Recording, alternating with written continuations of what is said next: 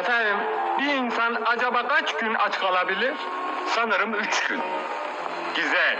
Öyleyse gidip yarın ölür. Efendim, bir insan acaba kaç gün aç kalabilir? Sanırım 3 gün. Güzel. Öyleyse gidip yarın ölür. Efendim, bir insan acaba kaç gün aç kalabilir?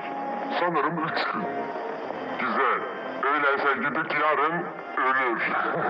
Efendim, bir insan acaba kaç gün aç kalabilir? Sanırım 3 gün. Güzel. Öyleyse gidip yarın ölür. Efendim, bir insan acaba kaç gün aç kalabilir? Sanırım 3 gün. Güzel.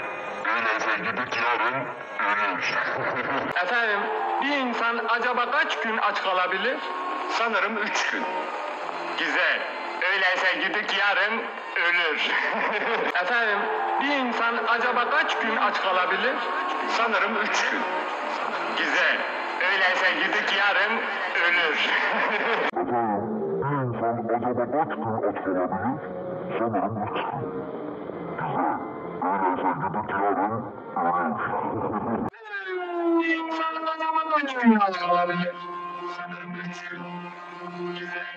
Öyleyse gidip yarın ölür. Efendim, bir insan acaba kaç gün aç kalabilir? Sanırım 3 gün. Güzel. Öyleyse gidip yarın ölür. Bir insan acaba kaç gün aç kalabilir?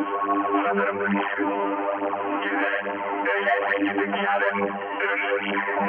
Efendim, bir insan acaba kaç gün aç kalabilir? Sanırım 3 gün. Güzel. Öyleyse gidip yarın ölür. Efendim, bir insan acaba kaç gün aç kalabilir? Sanırım 3 gün. Güzel. Öyleyse gidip yarın ölür. Efendim, bir insan acaba kaç gün aç kalabilir? Sanırım 3 gün. Güzel. Öyleyse gidip yarın ölür. Şöyle merak edip geçelim. Ezik. 3 gün nasıl? Şöyle balıktan 3 gün kapacak nasıl? Efendim, bir